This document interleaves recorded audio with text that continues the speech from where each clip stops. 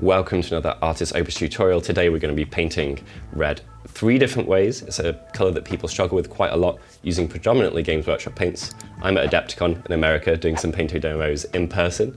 If people are wondering why I'm introing from a hotel room, super excited to be back stateside. Today's tutorial is all about getting fast, efficient results. You can mix these techniques together, and then at the end we're doing some finishing touches. Do let us know which is your favourite, and please, please, please give us suggestions for what you would like to see a 3-ways tutorial on next. What we're going to do is the best suggestion, so do head down there and like the ones that you like the most or would like to see the most yourself from other people's suggestions, even if you've not got a suggestion of your own. Whatever we think is the best, we will give a set of your choosing, Series S, M or D, and one of the brand new extra large texture palettes, which I think are amazing. So yeah, pop us your suggestions below. Thank you very much for getting involved. We'll read each and every one of them. Hopefully they do reach us. And let's jump into the tutorial. Okay, slightly different looking base coats here, very different looking base coats. I've done these just by brush, but of course you could prime this one grey here, like this just has to be a light off-white colour, doesn't matter. I've used my fist on red for this. If you're looking for reds that cover extremely well over black, these are my 2 go-tos. They're both extremely red. More on that later, but they definitely do the job as far as coverage goes. And then we just got one that's from Chaos Black. Don't prime it with a matte primer, not good for dry brushing and not good for washing or contrast. It's good for, fancy layering, but not much else. So I've gone from Chaos Black. I've base coated these by hand. You could use an airbrush if you want.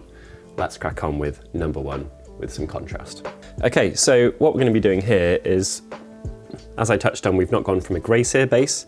We're going to be going from any light base. It doesn't really matter. You could use grey sear, you just need it to not be white.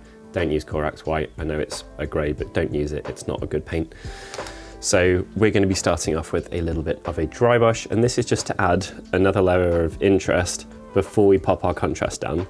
I'm going to be using Flesh Terror's red contrast. You could use Blood Angels if you want though. Just an aesthetic choice here. Give these both a shake. So Blood Angels is just a bit more kind of warm and bloody. There's a bit more depth to the Flesh Terrors. Okay, so I'm using a medium D. What I've got on my palette is a little bit of Screaming Skull. Let's bring it up. A little bit of Screaming Skull. My base coat was Screaming Skull and Carrick Stone for people, by the way, but a little bit of red got mixed in there because I base coated the 2 at once. Hopefully that should illustrate it really doesn't matter. You don't have to be too obsessive about it, just some light colour. We're going to be obscuring this with contrast anyway. Okay, so hopefully this shows up nicely. What we're looking to do here is just add another layer before we put our contrast down. All these bits that are sticking out in particular, we really want our contrast to jump onto those. Pick up a little cowl. There we go, that's just got Screaming Skull and that looks a little bit better, a bit more subtle. So with the Screaming Skull step done, we do one more with the pure white. Make sure I catch the areas that would be catching the light the most, and don't forget the edges, really important. Just because they're at the bottom, it's very easy to miss them. A little bit more white. Work it in thoroughly, very thoroughly. Plenty of space on the new XL palette, loving it. And there we go, we're good for our contrast. So, time to get a big brush out, huge brush, using a 5 for this. Now the important thing here is I've got this area and this area, which are the same colour as our model roughly. I'm going to test it there.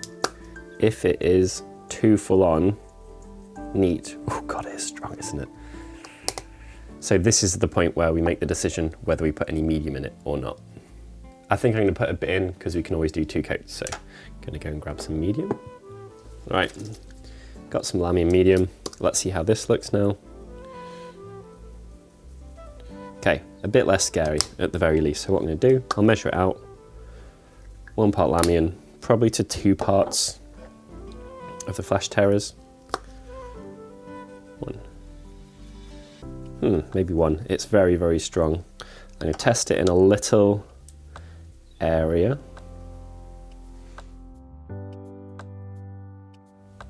This is Currently as it is, this looks like two thin coats territory, which you can do for contrast. I think I want it a bit stronger than that. This one will be fine, we can do multiple coats on the top bit. But I wanted to get it right for the big bit. So one thing to bear in mind with contrast is gravity is an effect. So I'm going to hold this at the orientation that the model's going to be in. Basically, pick an orientation and stick with it while using it and while it's drying. So I'll prop this model up while it's drying so stuff runs downwards, and I'll paint it held at the same orientation.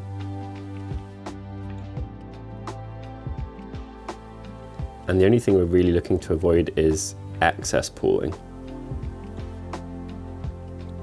The important thing, and the reason that some people get better results with contrast than others, don't stop there.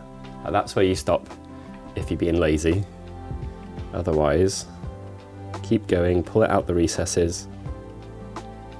You have a very short working window until it starts drying, so make the most of it, go fast, and just anywhere where it's a bit too much, pull it away from. Try and keep it all at the same orientation, make sure you're not missed any spots. And then we're going to let it dry, keeping it this way up. So I'll find a way to prop it up on my desk. We'll let this dry, and then we're going to come back for our second coat. Doesn't look amazing now, but stick with it. It's going to be worth it. Okay, so we're dry. So main area where we've screwed up a bit, I would say, is here, where there's some pooling that kind of just, it pulls, but then it stops. If it pulled and carried on, it'd be okay, but we can fix that. So what I'm going to do for the second coat, I'm going to introduce a slightly higher proportion of the medium.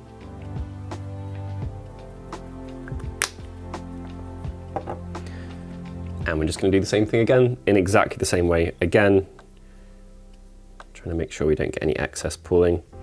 This is more subtle because of the medium in there, but it should add quite a lot of depth.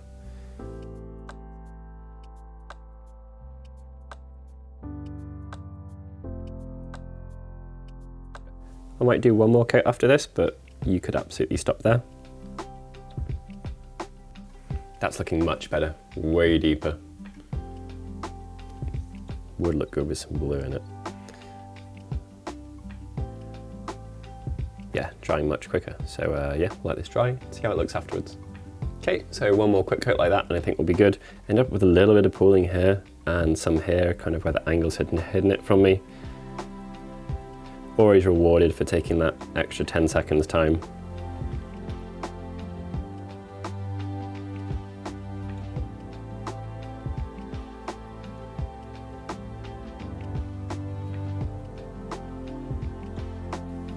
Nice, okay, so pretty much done. You could leave it there. I'm gonna do a couple of highlighting steps, then this guy will be good to go.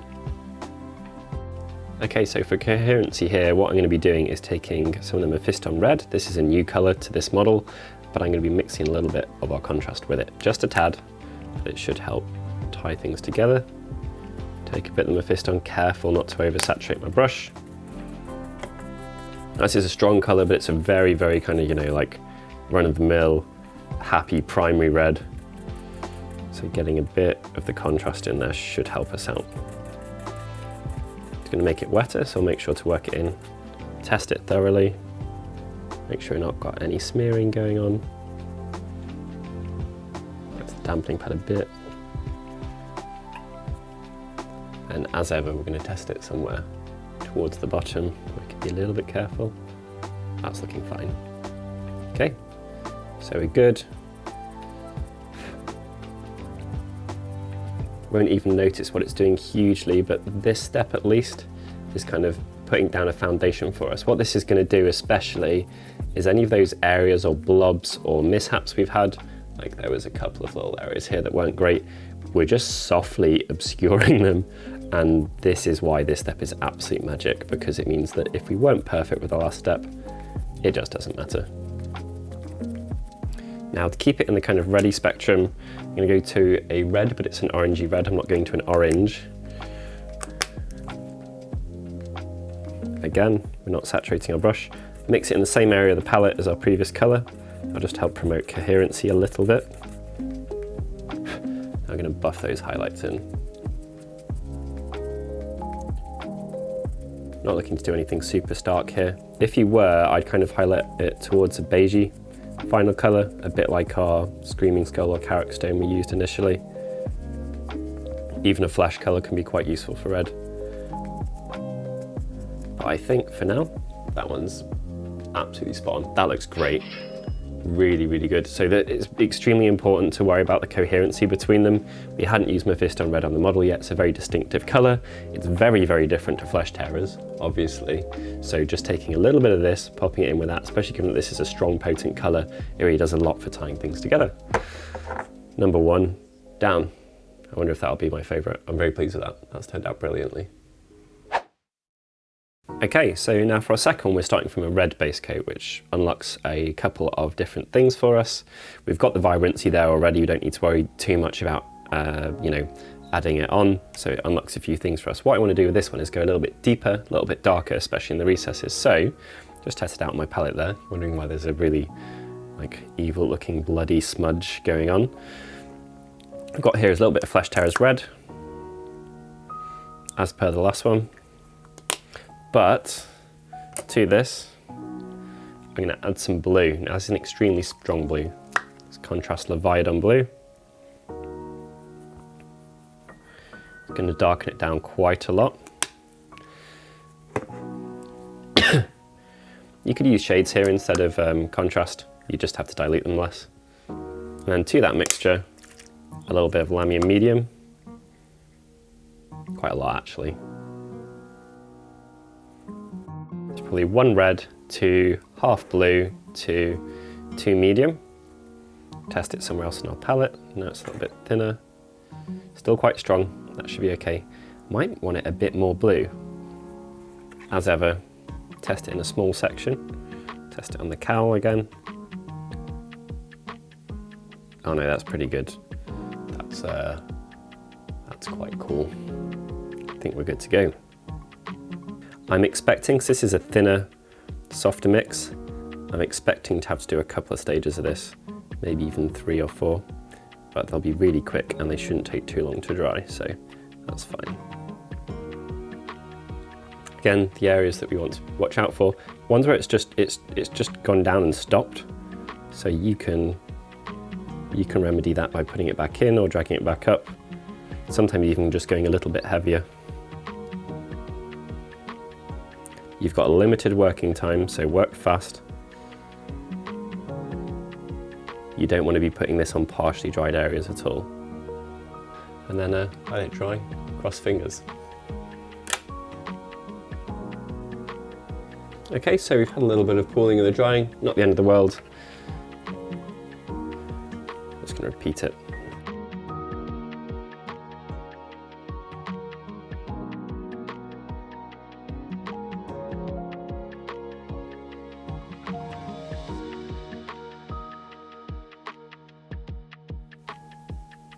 There we go, so you can see it's drying really fast. Not a particularly thick layer. And one more, just to repeat again.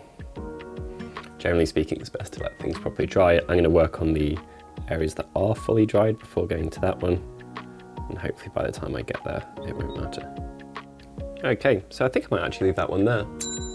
It's the satiny finish that you get from doing so many layers with the Lamium medium in there especially has made that one look extremely leathery, which I kind of like. And hopefully you can see the contrast. This one looks softer and this one looks kind of more shiny, or this looks like a clothy material a bit more, and this one looks a little bit more leathery. So I'm gonna leave them like that. I might come back and highlight this as a kind of Brucey bonus towards the end of it, but now we're gonna jump onto going from our black base and doing something traditional with stippling. Okay, so for this one, you've got a couple of options. You could go from a browny leathery base. I love the color Word Bearer's Red for leather details, often use it for gun holsters, belts, straps, that type of thing. Or you can just go from black in like a really traditional old school one. So I'm gonna do that. I'm gonna be mixing Mephiston Red with a bit of black for the base. Now, if we are gonna be using a black, we wanna pick carefully here. We don't want one that's turbo strong, it's just gonna make our lives harder. So we're gonna be using Abaddon, because it doesn't have great coverage, which is actually really helpful in a number of applications. Shouldn't need too much of it. bit more Mephiston, but both of these colors have got pretty strong coverage. You know, I said Abaddon doesn't have great coverage by black standards. Black's normally got insane coverage, so it's still a black. It's still got pretty good coverage. Okay, so we've got both those on our palette. We're not going to be doing this traditionally brushy. We'll be doing this with stippling in terms of getting that base coat down. So what I'm going to do is I'm just going to grab a large, make sure it's not super dry. Okay, feeling about right. And then we're going to carefully drag our black and our red towards each other. Now we still do want a red here, it's just we're going for a duller one.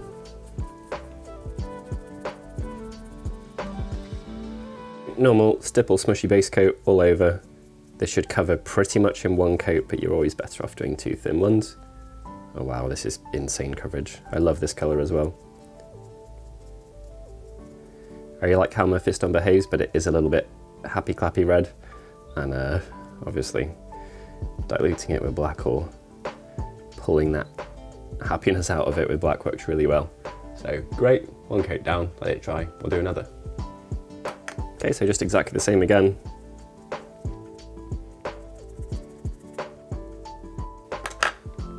Good. Right, let's get on with the proper painting. I'm going to be leaving this one behind now. I'm going to a smaller brush for detailing, probably, but regardless of what brush I'm going to take the opportunity to clean it. Both of these are strong, potent colors. There we go, looking much happier already.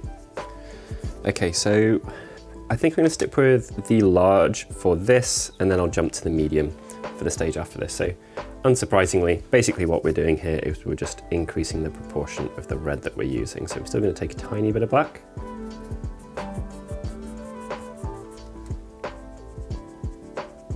Looking good. Now this is going to be quite a heavy one because we're looking to hit the majority of it, but you're still better off starting off gently. This is almost like an overbrush rather than a dry brush. You know, you're looking to hit all but the recesses basically.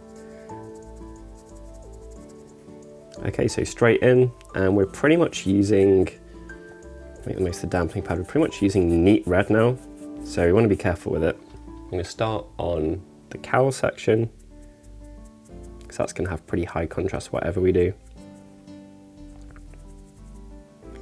And I can go through to the butt.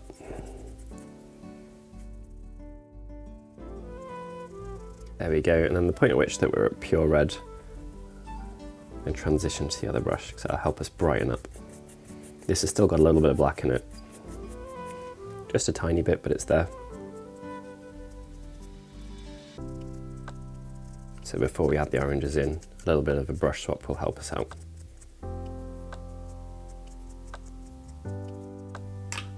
And back to our medium that we're using. So I'm going to go through some pretty traditional transitions here. Got Wild Rider, we've got Mephiston Red, and we've also got Evil Sunz Scarlet that we used before. Evil Sunz is it's not a huge step up from Mephiston, so it's quite a gentle and forgiving next step. Take a little bit of Mephiston, not too much. Looking good, no streaking. Now basically, the only thing we need to be careful of here is making sure that we hit enough, but not too much. So we don't want to obscure all of our previous step, nor do we want to do something so small in terms of the amount of space or area on the edges that's highlighted that we make our next step impossible to execute without obscuring this step. So take your time, it's going to happen really fast whatever you do.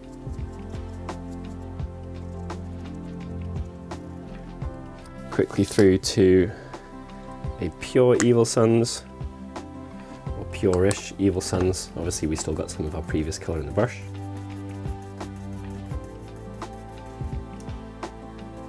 Loving this larger working area on the XXL, really useful.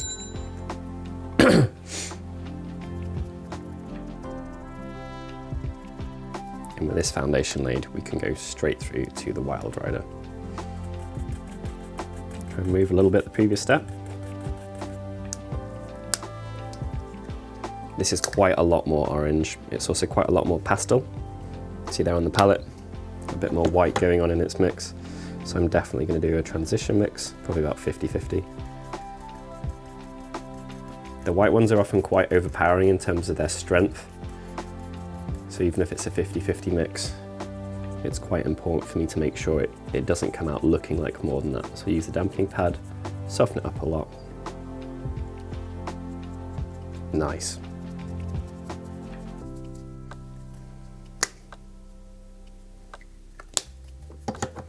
Then for a pure mix,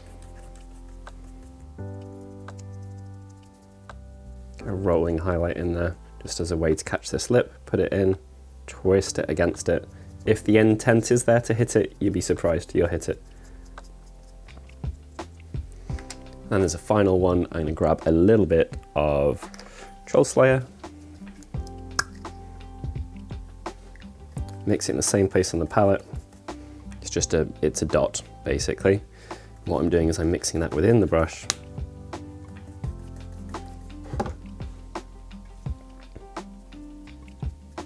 Just to find something that punches a little bit more for the final step. And we are good. Catch those bottom lips and the edges, and we're done. Now, I imagine separately these don't look too different, but the moment we pop them together, we've got three very different reds here. Don't know which ones are people's favorites. As we can see, we've got the kind of pure contrast method, we've got the one which is the diluted contrast shade method, and then we've got the stippled, no washes or anything like that going on. I think all of those have got their merits. I don't know which one looks more like leather, which one looks more like cloth, but what I am going to do is I'm going to take the leathery one at the very least, I'm going to put some highlights on it, I'm going to see if we can level that one up. Okay, so it's pretty much just a matter of going through the steps. I'm going to Pure Mephiston, Evil Sons, and then Wild Rider. And what I'm going to do is go up to these fairly harsh, and then I might put a couple of scratches on because I really like how they look, the kind of cartoony, crosshatchy aesthetic. Because the shade in there, it stayed pretty shiny, like this is on the glossier end of satin, but it looks pretty smooth considering it's a red. Red's not the most forgiving of colours, so I'm just going to rock it through the highlights and pop it on a time lapse, and we'll check back in and see how it looks. I'm really tempted to put crosshatches on this one as well, in kind of going towards a beigeier colour like Deathclaw potentially. I think it could look great, so yeah, we'll see how these go. I struggle to resist crosshatches, so yeah, I'll pop on a time lapse and we'll see how fancy we can get this guy looking with just a little bit of edge highlight in TLC.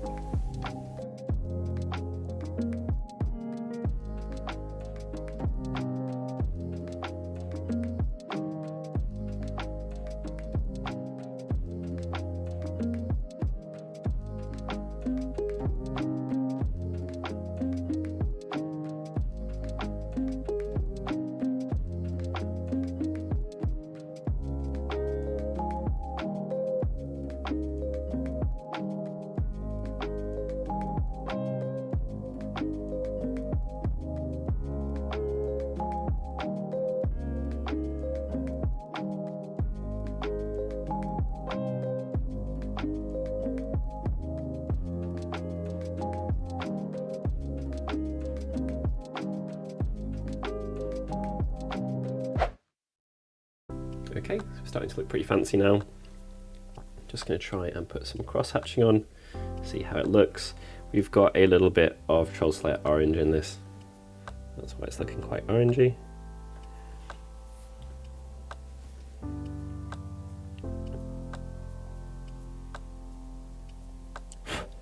Now, the way that I'm going to pick where I put these is basically going to be, I'll put them where I feel I've made mistakes, because why not hide them?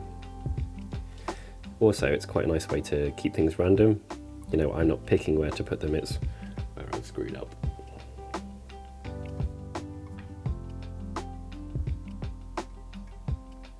I'm going to try and do it in as few passes as possible, because otherwise they end up getting a bit fatter.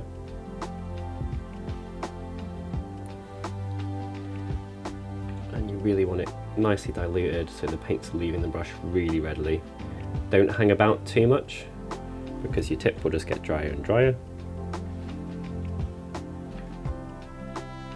So quickly get it to a point that you're comfortable with.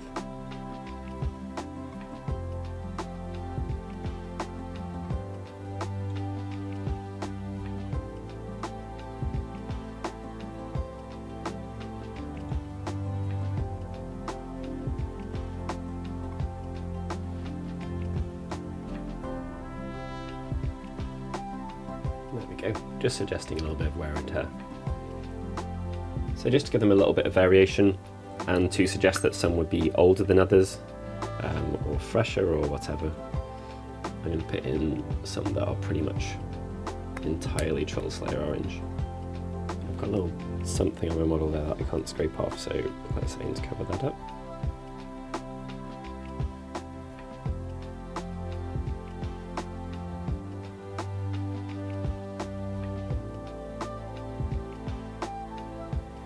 Can't tell too much the difference between the two, but one's a little bit more orangey. I think it actually shows up more on camera than it does in real life. Shade robe, contrast robe, and then traditional kind of, well, stipply robe. Very, very different effects, and you can mix up all of these techniques between the three super easily. Obviously you can highlight any of them after you're done, that type of stuff. Final Brucey bonus.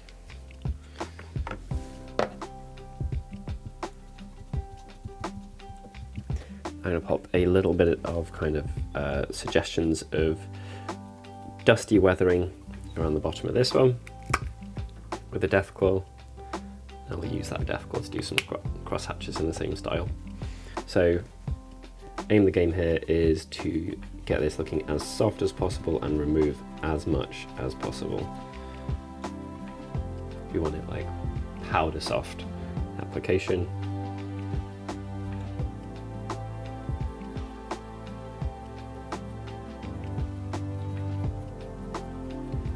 Should cling to the edges a little bit more readily than the rest of it. I'm basically just going to stick in there, be patient. Do not rush this at any point. If you do, you will get punished. It's exactly the type of technique where you just gotta stick it out. You can edge highlight the piece this way. Absolutely, I'm going to try and suggest both a little bit of edge highlighting, but also wear and tear and general road grime.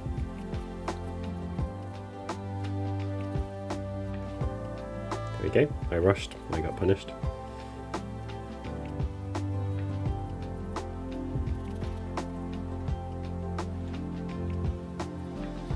Okay, that's looking much better now. Back to the dampening pad, reawaken it, soften it at the same time. And now we're confident we've laid a bit down, can stipple it with a little bit less worry. Amazing. A couple of cross hatches on to take it higher up the piece, and that should be a really nice, quick special effect.